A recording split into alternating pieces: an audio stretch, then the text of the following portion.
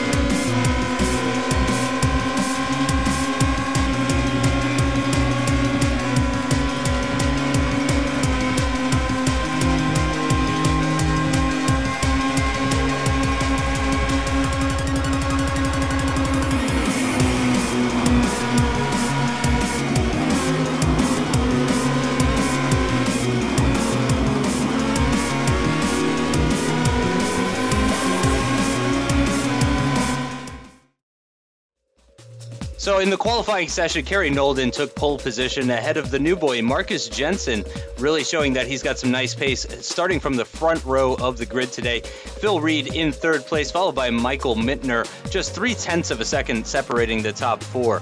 Patrick White is in 5th, and that is Kerry Nolden's #1 contender for the championship as it stands right now, starting from row 3, though. Christoph Leister sharing that row along with him. Jordan Housen, former championship leader, down in 7th place, and sharing the 4th row with Harley Lewis. Martinson in 9th, starting from the top 10, while Colin Cunniff starts alongside him, and certainly he's going to be looking to move up the field. Nigel Spears starts from 11th place, while Peter Newman of Peter Newman Media starts from 12th, with his teammate Vittorio Saltalamacchia just behind him. Newcomer Joshua Anderson starting from 14th. Not a great qualifying from him, but hopefully he can improve in the race. Timu Valkjärvi of ACR starting in 15th, with Gregor Reineck Jr. in 16th. Cam Stark hoping to break that run of non-scoring, starting from 17th place, while the third driver of Peter Newman Media, Robert Plumley, starts from 18th, and Gino Vandenbroek in 19th of ACR. Neil Lukens is the final AOR driver and starting from 20th position. And rounding out the grid is going to be Leon Robinson, Alexander Van Rompuy, Frederick Johansson, Evan Imre, and Steve Kagerer bringing up the rear of the field. So that's how they're going to line up. Let's move on to the race.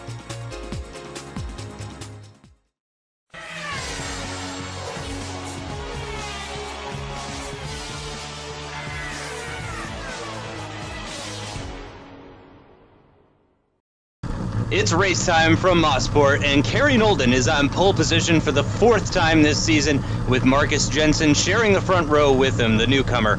And it's a very, very, very short run down to turn 1. And you got to say, Crekkan, Kerry's looking pretty good from that pole position spot, and also having the inside line for the corner, of course, as well. Yes, of course, and his championship rival, Patrick White, all the way down there in 5th or 6th. He's definitely on the 3rd row. And I think the main concern of the drivers is going to be the bumpy nature of this track. The bumps have caught out some of the drivers during practice, so hopefully that doesn't play too much of a factor, as it looks like we're getting ready to go. Yep, we've got all the drivers on the grid now. We're hearing the engines revving now, waiting for those lights to go green. Kerry Nolden sitting on the front. He's got a clear view and the cars are away.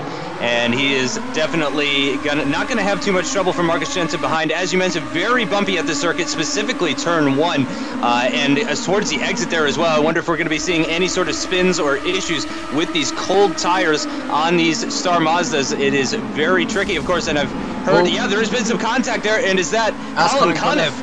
That's Colin Cunniff. That is very unfortunate for Colin Cunniff there, who got a podium last time out in Road America, and he is starting his race here today at Mosport in the worst possible way.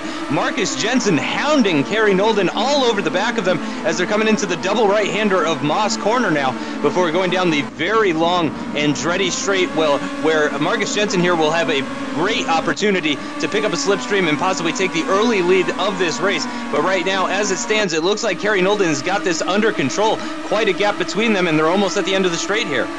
Yes, we're all very, very close together, and I think during that second corner incident, I swore I heard some more crashing and more crashes. So yeah, hopefully we'll get a replay later on. But definitely not a clean start. But it seems like the front is all nice and bunched up together. It looks like we're all going to get through this first lap relatively clean.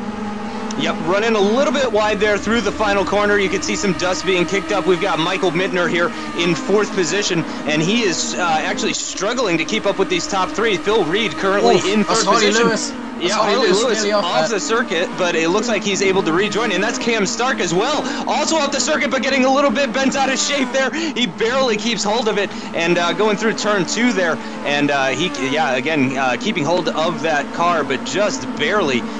Very, very close between, very, very close for him there, certainly. Having a look at Nigel Spears with Vandenbroek just behind him, and I'm not sure which Carbon Racing car that is behind Brock. Gregor Reinach, who's trying to fight Brock and trying to take that position.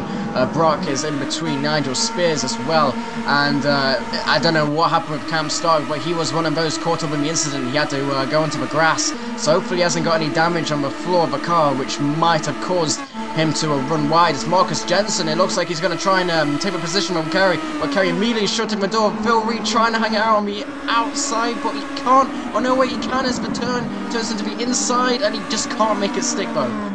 Wow, very nice racing from both of those guys. Lots of respect and some nice room given. But yeah, Phil Reed clearly on a mission here, looking to take that 2nd place position off of Marcus Jensen. And Michael Mittner, of course, with all this battling just ahead of him, that is bringing him back into this battle as well. And he's all over the back of Phil Reed as it stands right now. And that is Christoph Leitzer as well, currently in 5th position. And he as well is being brought back into this mix because of the battling for the lead and for 2nd place. Those guys going side by side through the S's at the end of that lap 2 battle. Yeah, it looks like it seems to be a pattern where Kerry seems to struggle to get away at the start of the race, but it seems like in the end he can get away unless Marcus Jensen can keep up the pace and not lose out too much time to the drivers behind him. Of course, you don't want to lose too much time and then get overtaken by somebody who's probably slower than you, and then you just completely lose your focus on the leader. That's Marcus Jensen as we go down the Andretti straight, looking once again to try and set up an overtake, but it's such a difficult place to do so because Jensen, he's going to try. Kerry really cutting him off there. Wow, I think that was all fair. Nothing illegal there, but Kerry certainly defending very hard there. And Marcus Jensen playing it smart, though, you got to say, from Jensen's point of view. Certainly, you got to be wary about that sort of stuff as we're starting the 4th lap of 44 now, and we're going to get a replay of that start. Go ahead and talk us through that, Crekkan. Well, we have another blimp cam to see what's going on below. And it looks like Phil Reed got the best start there, but I think Nolden got the better drive in the end as the drivers go through turn 1, seemingly all right. Side-by-side action, no one moving onto the grass just yet, but let's see what happens. Let's see whether... there's a contact there. One of the Peter Newman media cars looked like to hit Nigel Spears as we just get the start of that multi-car incident going into turn 2, but very downhill, fast turn 2 corner. Let's see exactly what happened. So, that was the other incident I was talking about. That was Van Rompuy, who got hit by the looks of things by Neil Lukens. And what happened to Neil Lukens? He just got hit. I mean, he just went straight into the barrier. Yeah, that's ruined his race. But yeah, that's what happened to the drivers behind Colin Cunniff and Cam Stark, who had to run wide. As we're seeing this battle, that's Timo Valkyarvi overtaking Gregor Reinach and Cam Stark hounding Leon Robinson as Valkyarvi takes that position from Reinach and is now behind his teammate Vandenbroek as the battle for the edges of the top 10. Yep, and Cam Stark, it looks like, has made that move stick on Leon Robinson. He's got a nice run through the final corner there and might be picking up some more positions as well, as it looks like the top 4 now starting to break away a little bit. Again, that is Kerry and also Phil Reed and Marcus Jensen. And also Michael Mittner was in 4th position. And it looks like a little bit of a gap forming now. Christoph Leisler was in 5th, and I'm not sure if he's dropped back. But actually, look at this. They're bunching up once again. Very strange stuff happening here, actually. Seems to be pulling out gaps and then closing them back in. And here is Cam Stark, like I said, having a look as he's going into the double right-hander there. Oh, and that's one of the Peter Newman cars is off, and I think that's Nigel Spears making contact with him. Yeah, it's an he's gone on the track wrong time and just that's Gregor Reinach into the forest. He's definitely getting back into the track now. But that's a disaster. It looked like Peter Newman. He had he went off the track first. Spears followed him, and as Spears tried to get back on the track, he completely forgot there was just a bunch of cars behind. I think Leon Robinson was also caught up in that. That was a disaster and a very bad move by Nigel Spears there. But he will probably definitely get investigated after the race for that. Yep, for sure. Cam Stark taking to the grass there to avoid that incident, and I think he made the right choice going to the left side rather than the right side, as we saw exactly what happens to Gregor Reinach Jr. when he goes to the right side in that situation. So certainly, I'm sure Cam Stark is counting his lucky stars to avoid being sent off into the woods like that, as you mentioned. But that is a very big incident, and certainly, as you mentioned, might be some investigations done there as coming down the hill under braking for the double right-hander. Very easy to lose. Yeah, and there you can see actually. I believe that's Leister. It is Leister getting a little bit loose through that double right-hander there. It's very difficult to maintain traction through that part of the circuit, and these drivers showing that they've got the skills and the talent to tackle this very challenging and bumpy circuit, as we mentioned before. Yes, I mean, going through that section, you have to put a lot of pressure on the brakes as there's an overtake ahead of us. I'm not too sure who that is, but again, I mean, going through that section, you have to put all the power on the brakes and lift off that brake pedal and just slowly glide the corner in. If you lock up a tyre or don't get enough braking in, you're on to the grass and you're going to lose a lot of time, or cause an incident which happened a few laps ago. But on board with Christoph Leisler, he's got Patrick Whitehead, and this is a replay of the incident. So yeah, that was Nigel Spears who just collected Pete Newman, and then that just happened. Just everyone tried to slow down, and they got collected into each other.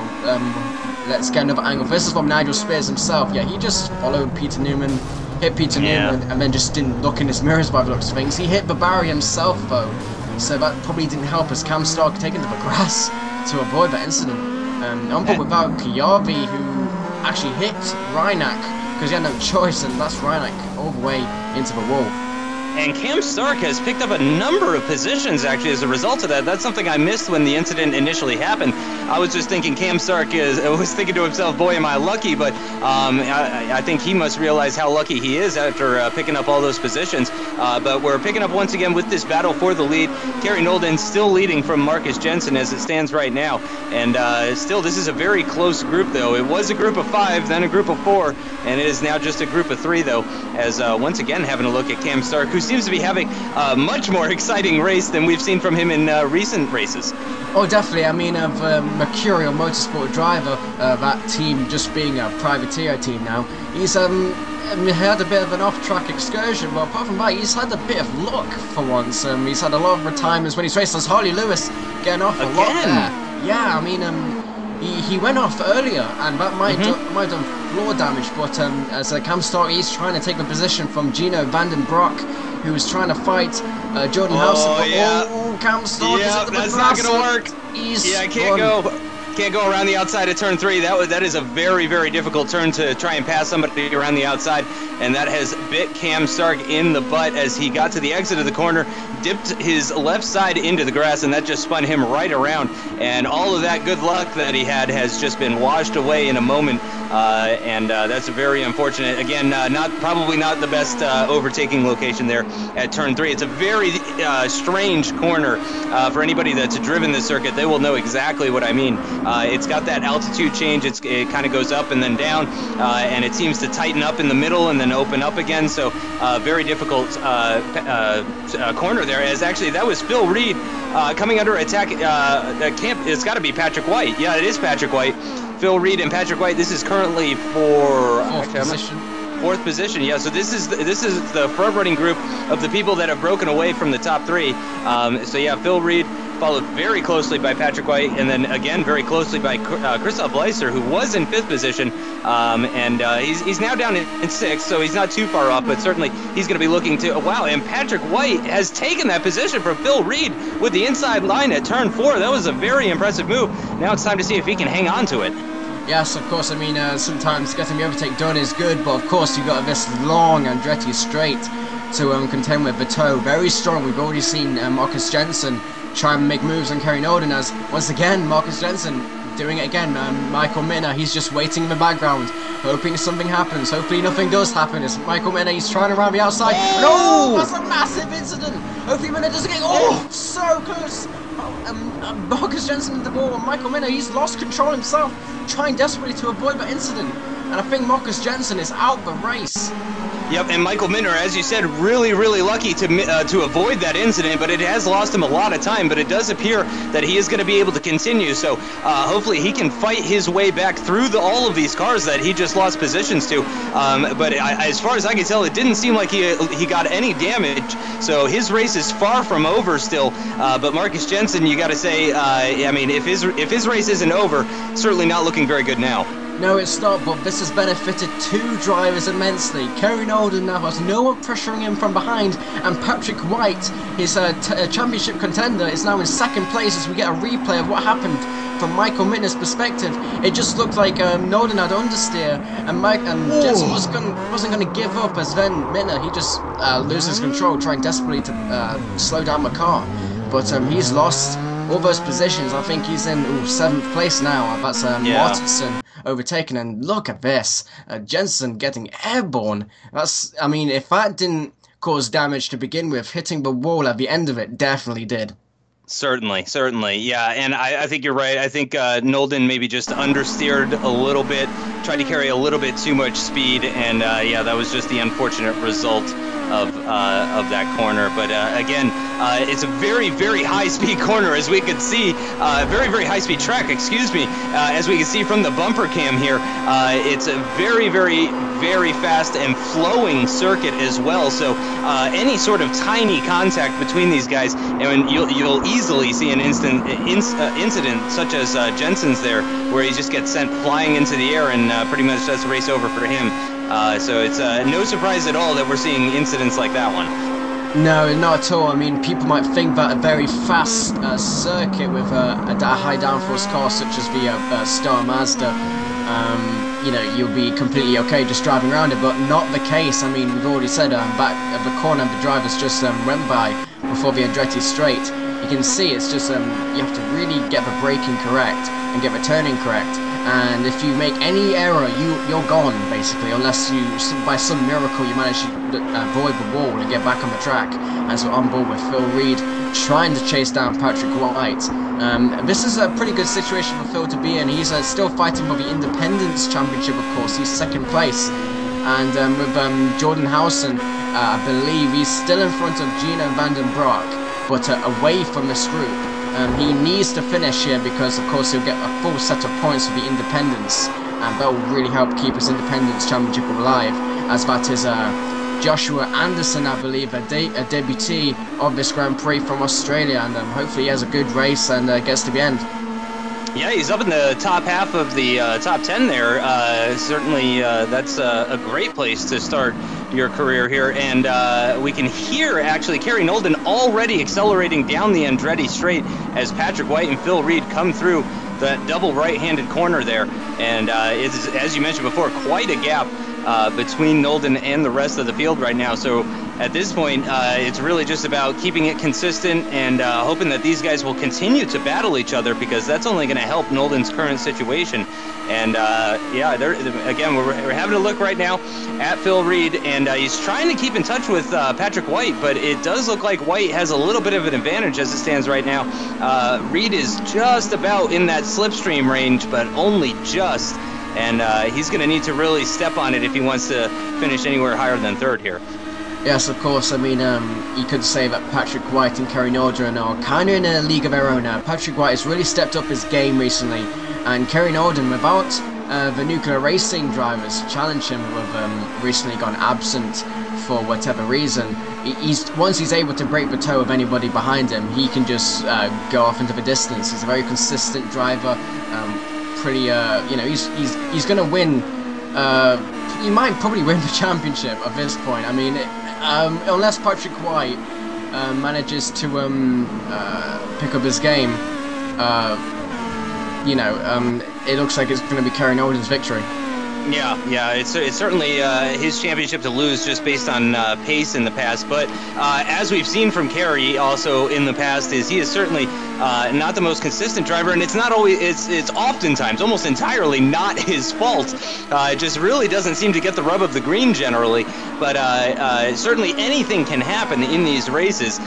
We've seen Kerry go off the circuit with no cars around him whatsoever, and his day end purely because of technical issues. So certainly nothing is over until the fat lady sings and all that. But yeah, you got to say Kerry's pace is intimidating, to say the least, because I mean he is completely out of view as Patrick White comes out of turn one there. He can't even see Kerry in the distance anymore. He is gone. Yeah, definitely. I mean, it's Joshua Anderson. He's trying to get past Phil Reed there as we just have a little look at where Nolden is. He's very, very far ahead. I mean, he's just racing a race of his own. It's like every race is a time trial for him. Like, can he get the fastest lap at the end of it? Yeah, and certainly, I mean, it's not going to be easy considering he's not going to have the advantage of the slipstream down this very, very long straight. I mean, we've been talking about it, but again, this is a very, very long straight. It's fantastic for overtaking as well. In fact, I'd say it's really the primary overtaking location is going to be at the end of this straight here. And here comes Anderson actually on Phil Reed. Phil Reed defending the inside line for the S's here. If Anderson can hang it around the outside, no, he can't. He's already fallen behind. So he's certainly letting Phil Reed know that he is there and that he is looking for that podium position, because that would be, again, a fantastic way to start your career here in the AOR Pro Mazda Championship. But just all over the back of Phil Reed. He couldn't hang it around at the outside of turn 8 there, but he's definitely stating his intentions. Oh, of course, and might be worth mentioning that Anderson seems to have a bit of damage on his front wing, but it's definitely not deterring him. At the minute, most of these drivers on the field are just driving for honour at the minute, because of course we're nearing the end of the season. There's not that many places to gain, or at least any places which are of vital importance in the standings. The teams, of course, are fighting for position within the team standings as we get a look at Vittorio Sautalimakia, who I believe is a defending. Actually, I believe that's Plumley at the front. Oh, is it? Oh, my bad. I believe so. Oh, but yeah, there's sure Peter Newman. Oh, Peter Newman, he's just hit the barrier right in the background there. He's just clipped that rear tyre there, but hopefully he can keep on going. But yes, it is Robert Plumley. He's fighting for the edges of the top 5 there. And Phil Reed, he's defending from Joshua Anderson once again as he's trying to hang around the edges. But I'm wondering if the two drivers saw the incident a few laps ago between Kerry. Oh, Anderson! Oh, and up the inside, Anderson! Very nice move. That was fantastic. Anderson grabbing that podium position, but with both hands and at a fantastic location too, because very difficult to overtake in the following set of corners here. Phil Reed really not going to have any opportunities to come back at Anderson anytime soon, as they've got. Yeah, that's Evan Imre getting a little bit in the way there, but staying out of the way nicely now for turn 3 there. And actually, who is that just behind Phil Reed? Is that Martinson? Yes, it is. It's Martinson. He's fighting for 5th position at the minute. It looks like something has happened. Something's happened to Christoph Leister. I'm not too sure, but it looks like he's dropped off or taken an early pit stop. But yes, Martinson, he's battling for the top 5. He's usually stuck around the top 10, but this race is having a very good race, and is now right up to Phil Reed, definitely in the slipstream range. Yeah, very nicely in 5th position. Martinson climbing through the field. This is a great race for AOR here, currently in 1st and 5th.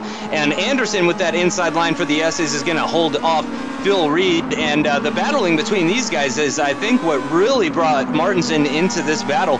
But he certainly seems to have excellent pace here, and certainly could be challenging for a podium, which would be absolutely fantastic for the AOR boys. To get a double podium here at Mosport would be pretty much a dream come true. Patrick White, though, as you've mentioned, you know, really seeming to be in that league of their own with Kerry Nolden at the moment. He is really pulled away, currently running in 2nd place still, with, again, quite a large gap to Nolden, but the gap between himself and Anderson growing and growing as Anderson and Phil Reed continue to battle for this final podium spot here.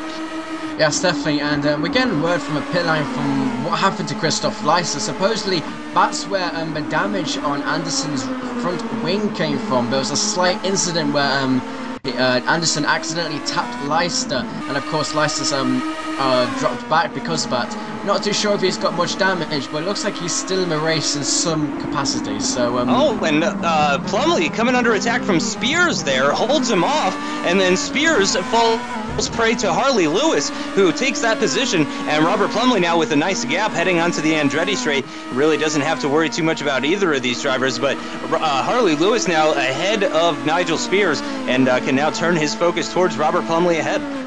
Yes, again, I mean, on the note of Robert Plumley and Peter Newman Media, these their drivers are desperately trying to catch up to Avid Chronic Racing, as Robert Plumley pits very early. He pits before the halfway mark for his pit stop of fuel, so that's definitely a different strategy. We've seen a lot of drivers recently trying to attempt this strategy, and with some success, so we'll see what happens later on in the race.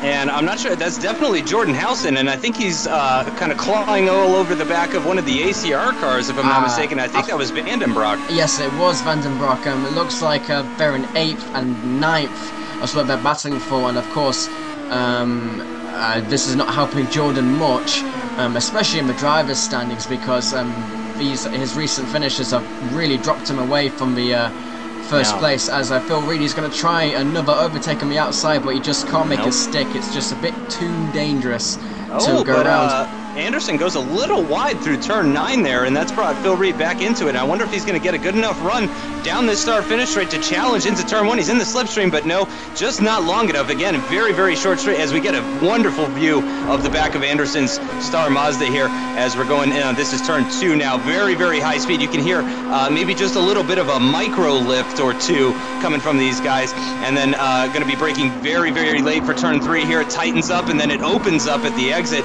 so you can really get on the power very nicely. But again, turn 3, very tough to go side by side with. We did see actually Nigel Spears and Harley Lewis getting a little bit aggressive through turn 3 a little bit not too long ago, but not a typical passing location, certainly. But at the moment, Anderson still ahead in that 3rd place spot.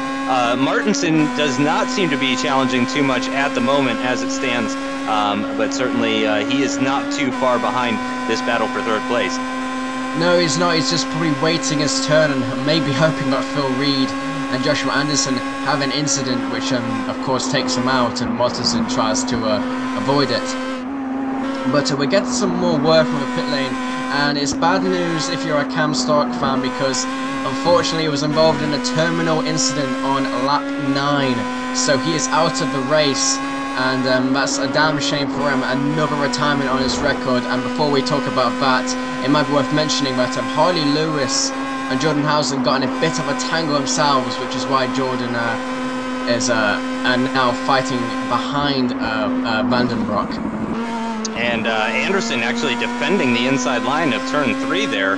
Very surprising. Phil Reed seeming like maybe he was having to think about going around the outside there, but Cam Stark showing us earlier in the race just how poorly that can go out. And Phil Reed running a little wide through the double apex there, but it's going to set him up for a better exit than Anderson as they come into this very long straight. He's in the slipstream, and I'm wondering what sort of downforce levels he's getting, because he's really not gaining. Now he's starting to gain on him very slowly here as they're about the halfway point of the straight, coming down now towards the S's. Anderson defending the inside line. Phil Reed along the outside. Is he going to be able to make it stick this time? And no, once again, he just doesn't seem to have the traction at the entrance of the very high-speed S's to hang it around the outside of Anderson and get that inside line for the penultimate corner, which is turn 9. And we can see there from the rear view of Phil Reed, Martinson still not too far behind, but again, really doesn't seem to be pressuring these guys. He seems to want to just stay close enough to get a slipstream, stick with them. He's not looking,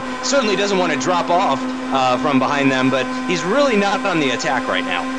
No, he's not. Again, he's probably just waiting as Phil Reed getting very close to Anderson there.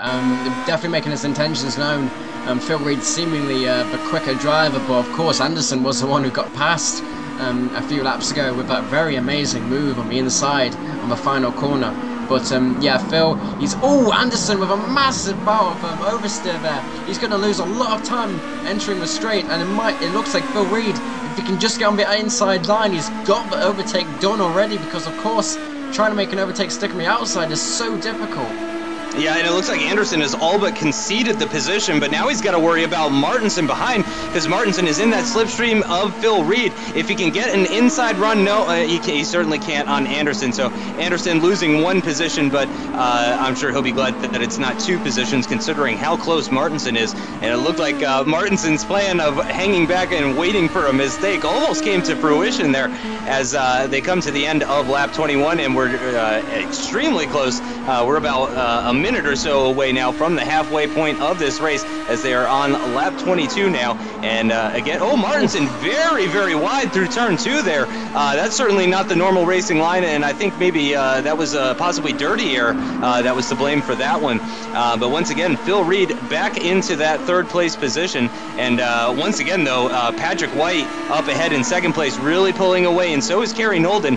And it looks like this is going to be pretty much a race for this final podium position. And Anderson actually, heavy on the curb. That's certainly going to make it difficult for him to get the power down. And Martinson might have an opportunity here at the end of the Andretti straight to take 4th place off of Anderson again, who is a newcomer, Joshua Anderson, and showing that he's got some impressive pace. He certainly hasn't had a perfect race, but he is proving that he's in the right place. You know, he's a top 5 contender and doing quite a good job considering, you know, he's just starting out. Oh, definitely, and some really odd lines being taken there on that Andretti straight.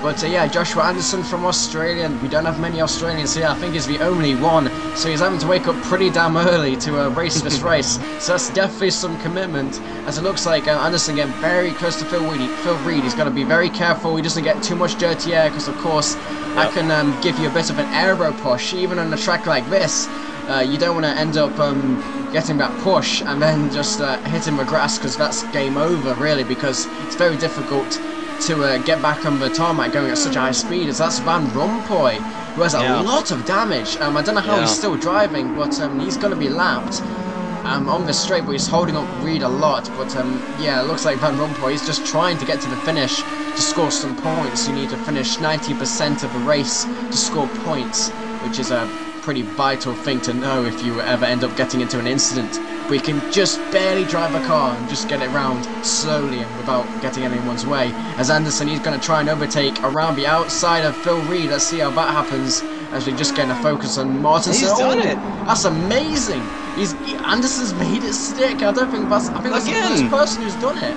No, he did it before on Phil Reed. That's the 2nd time he's pulled the same move on Phil Reed. Phil Reed tried to pull it on Anderson several times and failed every single time. Anderson just making it look easy at the outside of turn 8 there at the entrance of the S's. I gotta say, his racecraft is truly fantastic, and as I say that, he's gone off the circuit. Surely he's gonna hit the barrier, and he does. No.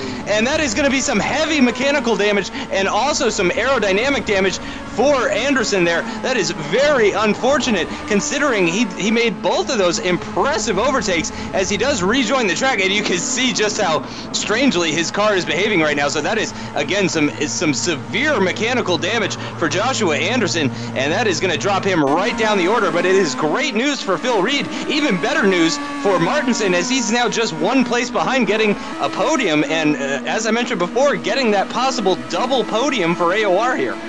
Yes, and again, that's a damn shame for Joshua Anderson to have that incident. It looks like he just got a lot of understeer going into that corner. You're going into that corner so fast that if you hit the wrong bump or go into it the wrong way, you're going to understeer and possibly clip the grass. And of course, he couldn't get slowed down in time, as we're now looking at the battle for what I believe to be 6th position now. But Joshua Anderson is crashed out as we once again get a look at 3rd. But this is very, very good for Team AOR, even if Martinson cannot get up to 3rd place, because this is getting him closer and closer to that team's championship. And and Housen all out of shape. Yeah, it looks like he's desperate to get by Van den Broek, but I don't think doing that's going to help. No, certainly not. Van den Broek doing a fantastic job right now, I should say, of holding off Housen right now. But at the moment, on lap 25, Housen making it a little bit easy for Van den Broek in that ACR car, as they are also now coming up on Van Rompuy. And just a word on Van Rompuy, I do think he is making the right decision by waiting to get out of the way until they hit the Andretti straight. Some people may have been critical of him staying in front through the double right-hander of Moss Corner there when the battle for 3rd was coming up on him. But really, I think if he had tried to get out of the way before Moss Corner or in the middle of Moss Corner, I don't even want to think about how that might have gone down. But Van Rompuy getting out of the way on the Andretti straight, I think, is the right call. And Gino Van den Broek here getting a little bit of a tow, actually. So that back marker actually being a little bit beneficial for him and keeping Housen behind as they come through the final corner and to start another lap. Yes, and might be worth mentioning as well that that's Vittorio Saltalimacchia in 5th position there. So these two drivers are definitely closing up on that top 5 place. And of course, every point counts. I mean, Van den Broek's desperate to get some more points on the board. He's really started to shine in these recent races as he gets a bit of traction off there. He's really pushing that car against Jordan Housen, who's definitely a top 3 contender, as we've seen in the earlier parts of the season. But if these two drivers can keep it up, they can probably get up to Saltalimacchia, who seem to be dropping in pace. Yeah, Saltalimacchia is right there in front of him. In fact, I'd go so far as to say Gino Van den Broek now getting a little bit of a slipstream off of Saltalimacchia, which is going to make it more difficult for Housen to get by him. He is definitely closing down on this straight, and Van den Broek's going to have to make a decision whether he's going to take a defensive line, and he is not, because he knows that Housen is just a little too far behind him, about a half a car length as they come into the corner. It's a very interesting corner coming into turn 8 there, as at the start of the S's, because actually the braking point is after you start turning the wheel, which people that maybe are not used to this circuit are not aware of. But really, you turn in for the corner and then you start braking. It's a very, very high-speed corner, so you're not braking for very long, and depending on your gearing, it's going to be a 3rd or 4th gear corner or thereabouts. And then you're braking once again for the next corner for the right-hander, braking down, just probably dropping it in another gear, and then once again braking again for the final corner. So the first of the 3 S's is the fastest one, and then it gets a little bit slower and then a little bit slower. So it's a very progressive sort of series of corners as you're slowly getting slower and slower before coming to the end of the lap. And this is actually, is this the, yeah, this is Phil Reed still in front of Martinson as it stands right now, and back marker staying out of their way very nicely there. But Martinson, once again, as we mentioned before, really doesn't seem to be on the attack here. Possibly he's just playing the long game. He might be heavily fueled. He might be hoping that he has more fuel in his tank than Phil Reed does, and he's hoping to get an undercut on him for, once they get into the pit stop phases, which are got to be pretty soon here, actually. I'd imagine just about everybody going to be coming into the pits in the next 3 laps or so. Definitely. I mean, of these... I mean, we've seen these 44-lap races before. They're usually pitting around lap 30 as well. Nigel Spears getting out of the pits at the wrong time. He obviously making his pit stop a lap down. But, yes, I mean, these drivers are usually the ones who wait until the very last moment when their fuel tanks are completely, well, nearly completely depleted. And, yeah, I mean, it might also be worth mentioning that this is a battle also for 4th place in the team standings, because of course we have Peter Newman Media's Vittorio Sartoli-Macker in 5th, and Gino Vandenbroek driving for Avid Chronic Racing in 6th position. And from what we've heard with Season 2, which is more than likely going to occur, I mean, there's been a lot of talk recently, and in fact there's been a lot of talk of reforming the teams, as Vandenbroek's really closing in on Sartoli-Macker now. But the reforms supposedly are going to be to actually limit how many drivers are in a team, or at least limiting the scoring capabilities. Because of course Team AOR, Avid Chronic Racing and Peter Newman Media all have 3 drivers, and these proposed reforms, which are being debated by the league administrators, race promoters and the teams themselves, looks like it's going to go through, and we might have 2-car teams for next season, which might we might end up seeing some sister versions of teams. So if you think to F1, Red Bull and Toro Rosso for some more relevant F1 stuff. I wonder if the AOR B team would be called BOR. Sorry, that was a really bad joke. I just had to say it. I just had to try it. If Fizzy, if you're watching this, you know, consider it. You know, maybe give me some credit if you do decide to go that route. But anyway, we are on board again with Gino Vandenbroek at the moment, and he is once again just behind his rival team, Peter Newman Media, the driver Vittorio Sartoli-Macker. And Gino Vandenbroek actually is the lead ACR driver in this race. Timo Valkjärvi is quite a ways down. He's outside the top 10 as well.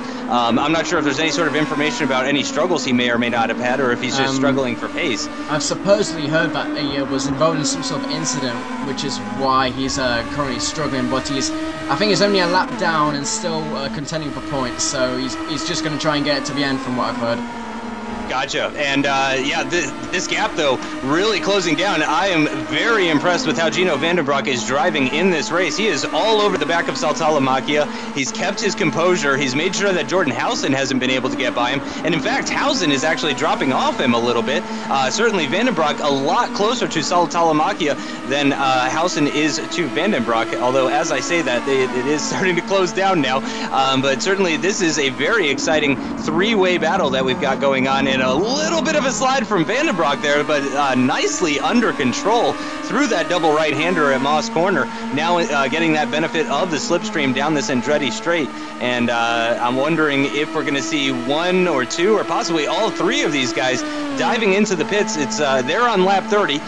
Kerry Nolden has begun lap 31 already, but these guys coming to the end of lap 30, and certainly they're going to be looking to pit soon. And I'm wondering if any of them are going to be diving into the pits for this one. We should see a very different line, and no, none of them, all 3 of them continuing to stay out. And certainly if you're Housen or Vandenbroek, you're just sort of upset about the fact that Plumlee still hasn't gone, or excuse me, Sartoli-Macker still hasn't gone into pits, because certainly that could play to their advantage. So they're probably sitting there just really, really hoping that Sartoli-Macker is going to go into the pits on a lap before they do. Yeah, definitely. I mean, it looks like Sartoli-Macker is under a bit of pressure. He was getting onto he's getting onto the brass again. It looks like he's desperate to keep ahead, and I wouldn't be surprised if he goes into the pits, because Brock is closing up immensely. Brock has been having a string of very good races. He's not exactly been quick in qualifying, but in the races he seems to find something extra. He's very good at defending, from what we've seen against Jordan Housen in Road America, and now again in Mosport. But Brock is right up against Valtteri Saltalimacchia, and it's just a wonder what's going to happen. Oh, he's going to squeeze into that gap, and it looks like he's going to take a position. So I'm wondering what's going on. I'm wondering if that's just tactics from Saltalimacchia. I'm guessing he's going to pit. I mean, I wouldn't let a position go if I was driving. There he goes. But, yeah, definitely going into the pits. And I suspect that Jordan Howson and Vandenbroek will go into the pits on this lap. Yeah, at the end of lap 32, yeah, I think you're right about that. Probably both of them just about running on fumes, but as we've mentioned before, the less fuel in these cars, the faster they are. So this is really when Vandenbroek needs to push. You can see he's pushing too hard as he's gone off the circuit. He's heading straight for the barrier, and he's made contact. It doesn't look quite... Oh, no, that is very bad. It didn't look too bad from the left side, but now that we've gotten a shot of the right side of his car, that is some significant mechanical damage. I don't think he's going to be able to drive that back to the pits, and he is going to have to certainly get a tow and possibly rejoin the race. Who knows if he'll even be able to complete that 90% race distance to score enough points. But here we are turning our focus once again to this battle between Phil Reed and Martinson. Martinson still just behind him as they're coming to the end of lap 32 now, or this might be their lap 31, but Phil Reed into the pits. Martinson is going to follow him in as well.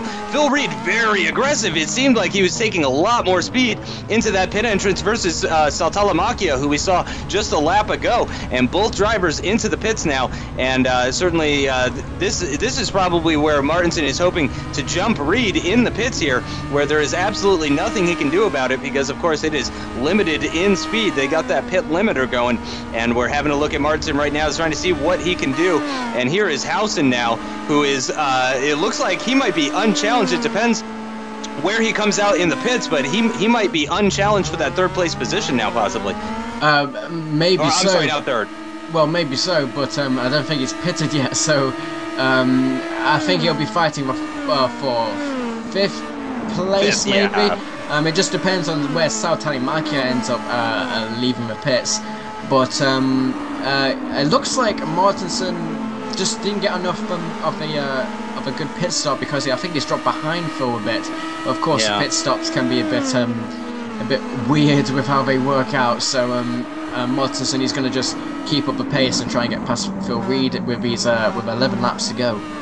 Yep, and he's still not too far behind him, but obviously now Martinson is thinking to himself, well, I've got about 11 laps to try and get by this guy, maybe 12 laps to try and get by this guy, and now he knows he has to do it on track, of course, because it's just a one pit stop race. So Martinson really going to have to focus here and start paying attention to Phil Reed's driving style, where he's braking and where his weaknesses might be, if Martinson's going to have any sort of hope of taking that third place position. But as we mentioned, depending on what happens between Howson and Saltalimacchia, Howson may have a very easy fifth place finish at the end of this race.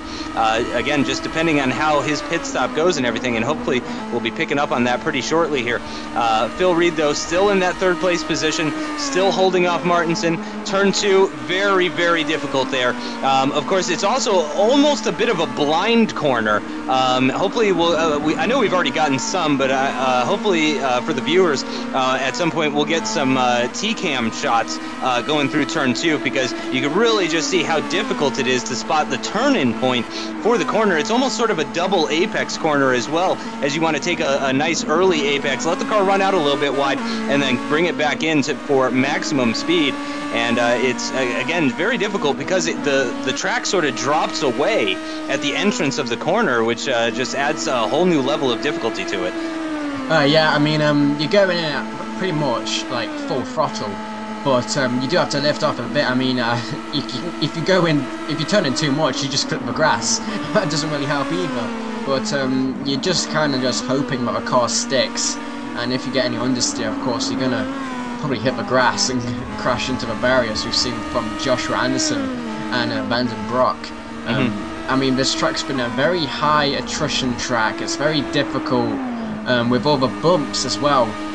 There's a lot of bumps on this track, and if you hit them, you're gonna destabilize the car, and the track being so quick, I mean, you'll just at least go into the grass and lose a lot of time, maybe spin out, but at worst you'll hit the barrier.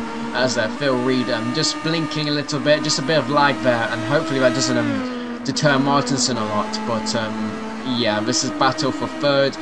Looks like it's gonna be a straight up battle between Phil Reed and Martinson, as Imre looks like he's gonna get lapped. He's a few laps down. He's trying to get to that 90% mark to score his first, or to score points, and we'll see if that happens. Yep, certainly, as you mentioned, difficult track, very bumpy, very high speed. The high speed nature of the circuit really makes it so that it's unforgiving, because really if you just even drop a wheel in the grass, it just, that momentum carries you all the way across that grassy infield area, and just you get sucked right into the barrier. And as you mentioned, as we saw from Anderson and Vandenbroek, there's really nothing you can do once you get onto that grassy part at the outside of turn 2. I mean, you're just a passenger at that point. There's really not much that can be done. So there's that first apex I was talking about, turn 2, and you see Martinson bringing it back in for the second apex to try and carry as much speed as he can. Still sitting behind Phil Reed as it stands right now. Looks like Phil Reed went a little bit wide through that corner. Maybe was a bit sensitive getting on the power. Possibly an opportunity for Martinson here to try and close down that gap and see if he can, because really there is not much to this race left at all. And just a reminder for the viewers, I have mentioned it before in previous races, but I do want to mention it again. Just because we're seeing the car, Phil Reed blink, does not mean that Martinson is seeing Phil Reed blink as well. It's possible he is, but it's not always the case. Sometimes it's just the director that's seeing the blinking, not the car that's behind him and such. So we don't know exactly if Martinson is getting the same sort of blinking here from Phil Reed, but certainly it doesn't seem to be too bad. It's very, very brief moments. I mean, we've seen some blinking in previous races before. Well, somebody will disappear for a second or two and then suddenly reappear, but you can see Phil Reed there just for a tenth or two is just out of view, but then comes right back in immediately. So I really hope, as we're in the closing stages of this race here, it's not going to have any sort of effect on this battle for third. Of course, and we're getting some word from just a bit down the field for the battle for fifth, and it looks like Mittner, who was caught up in that incident, you know, near the start of the race, who pitted earlier on, he's actually jumped Howson, so Mittner is now in fifth place. So this is actually a more extensive battle than we thought. So it's Mittner in fifth, followed by Howson, and Sautali Makia has actually lost some positions there. So but of course, I mean, this is still good news for Peter Newman Media, because all the ACR drivers are out, apart from Marchiavi actually. If he can just keep within that 90% finishing stat. So yes, that's what's happened with fifth position. Okay, because I was seeing actually on the ticker still that Vandenbroek was still classified as being in 11th, but are you saying he's not out on track anymore? He is retired? I'm not too sure. I think I saw a white car go by, but that might be Minna or Balchiavi. So yeah, hopefully, I mean, I don't think I can see him in the pit, so maybe he actually has tried to get around, because I think you need to be on lap 39, I believe, to count. So we'll try and get confirmation on that later on. Yep, yeah, hopefully. So, again, we're still watching this battle for third, because, again, Patrick White and Kerry Nolden really running their own races in first and second, and not the same race. They're running two separate races. Kerry Nolden quite a ways ahead of the rest of the pack. Patrick White as well, quite a ways ahead, but still quite a gap between himself and Kerry Nolden, who really does seem to be running away with this. And I mean, we've hardly seen Kerry Nolden at all at this point, which is to say that he's had no mistakes. Certainly, if there had been any sort of spin or slide or anything like that from Kerry, that's something that would have been picked up, and we haven't seen anything like that. So it's been a fairly boring yet flawless race from Kerry Nolden at the tip of the spear here.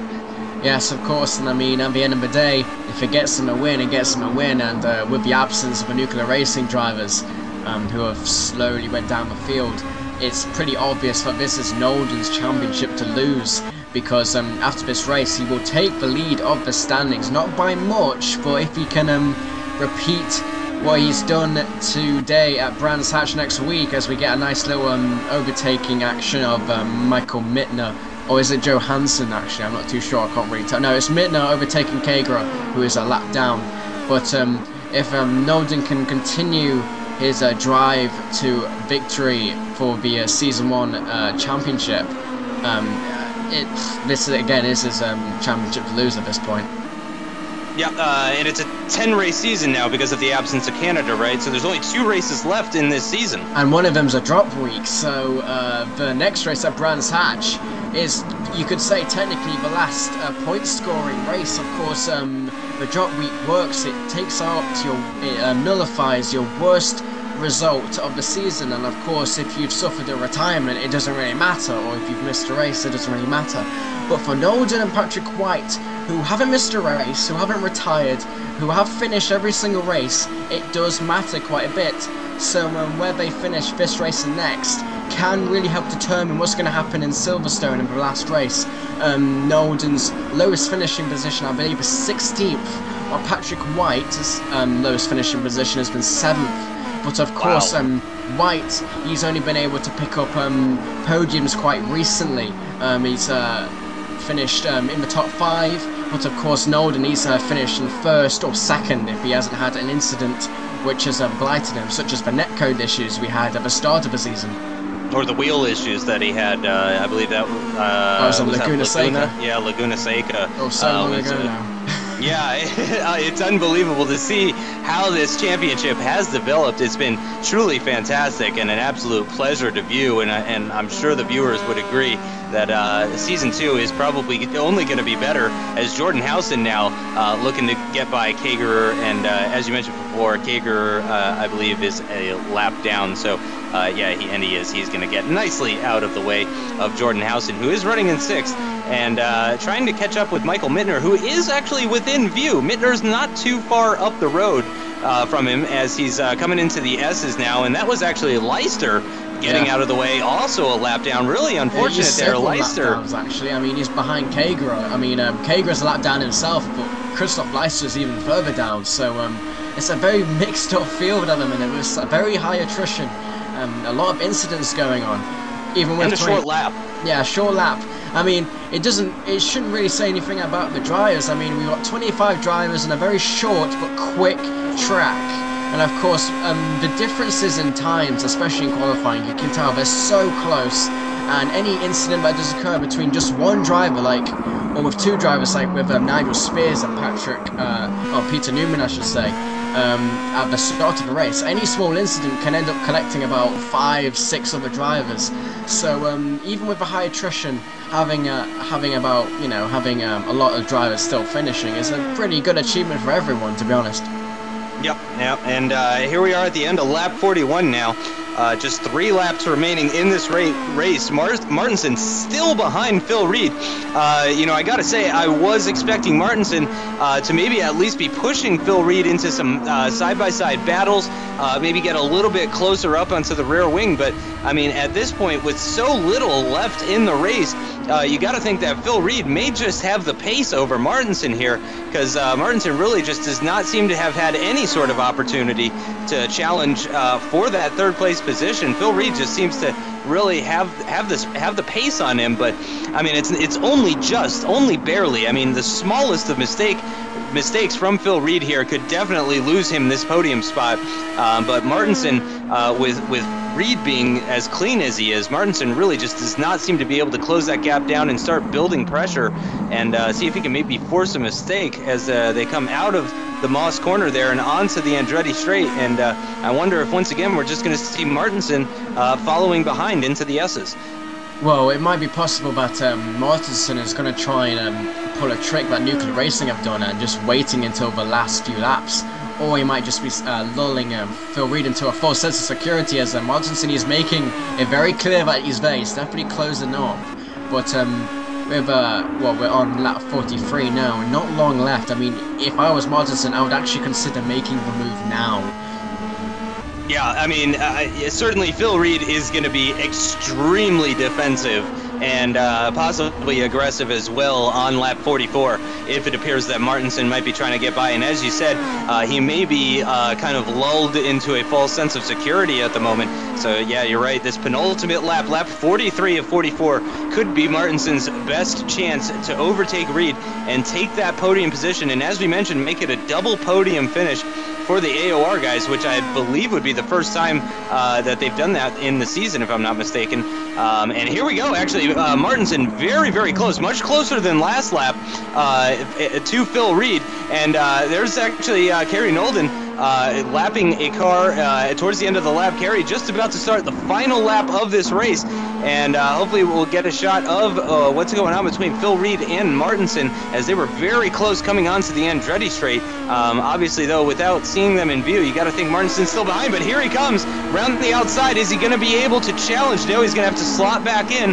But again, Martinson clearly pushing here as they come to the end of the lap to start the final lap of this race. Less than 2 minutes, if all goes according to plan, less than 2 minutes remaining in this race, and Martinson with only a couple of passing opportunities here, and Phil Reed probably feeling pretty good about his chances at the moment. Definitely, and of course it looks like Phil Reed has still got some blinking issues. Of course, Martinson might not be seeing that, but the race director definitely is.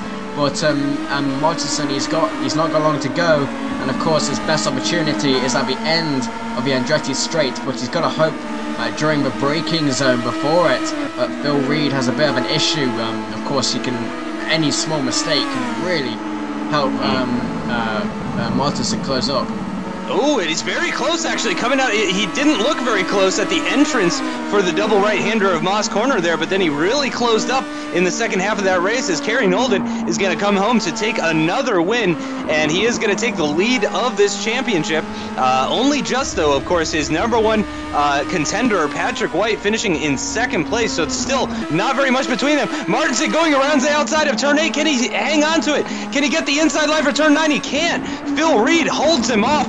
Just one corner remaining. Martinson all over the back of them, and there's been contact. Oh. Phil Reed spins into the barrier. Martinson takes third place. Phil Reed he's got some heavy damage. He's going to come home and cross the line in fourth position, but I wonder if there is going to be any sort of investigation or anything like that in the final corner there as the two of them make contact. Very, very surprising there.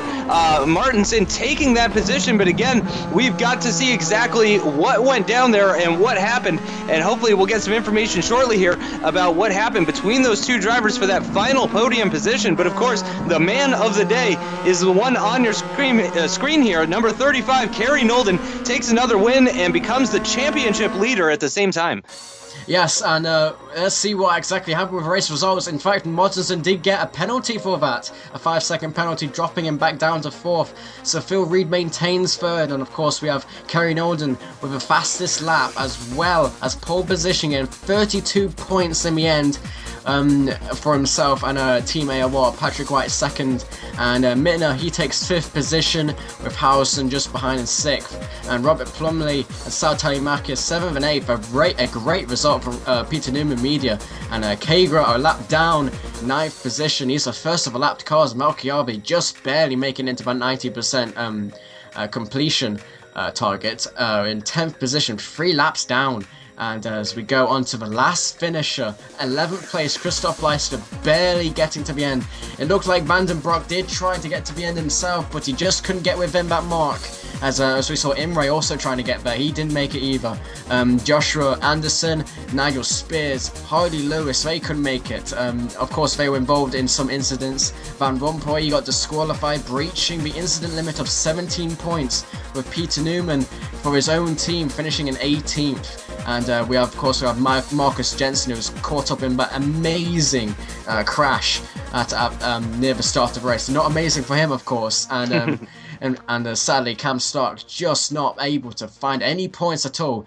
Gregor Reinach still trying to dig him out of that forest there. He's in 21st position, not classified at all. Not good for Carbon Racing. It seems their hopes for second place is dwindling, but it looks like they might secure third. Ramundsen not finishing, Conniff not finishing, of course, about start incident having something to do with it.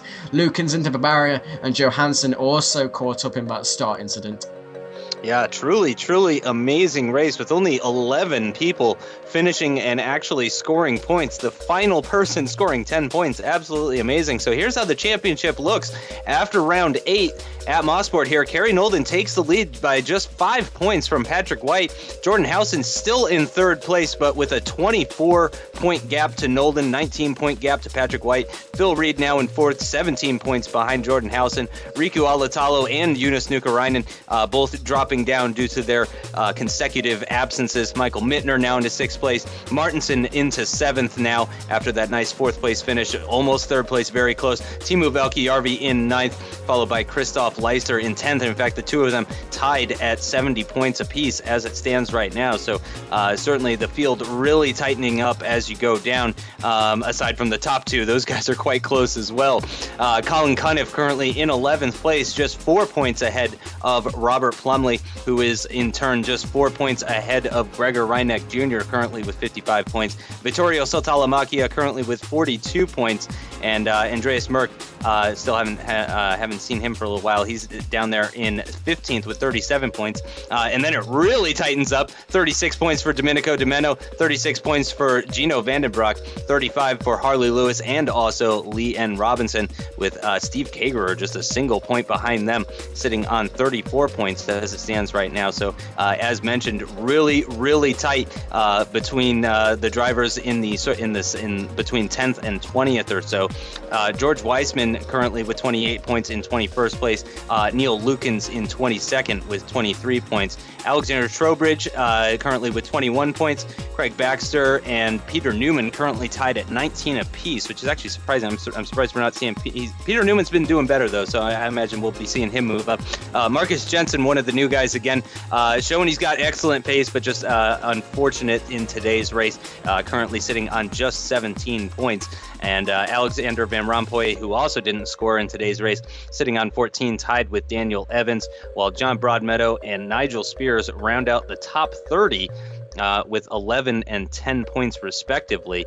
And bringing up the tail end here, Evan Imre with 9 points, Frederick Johansson with 7, and Winsper with 6, Bowen with 5, Lawrence and Fraser with 4, and Merkulitz with 3.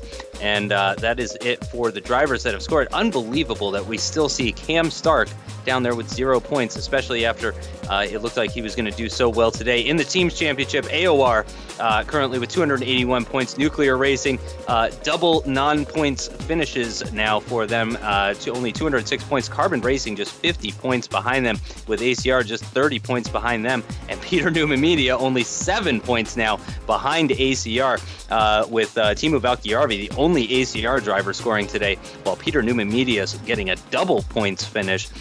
Team YI Race quite a ways back with 32 points, and Mercurial Motorsports, I got it that time, 19 points.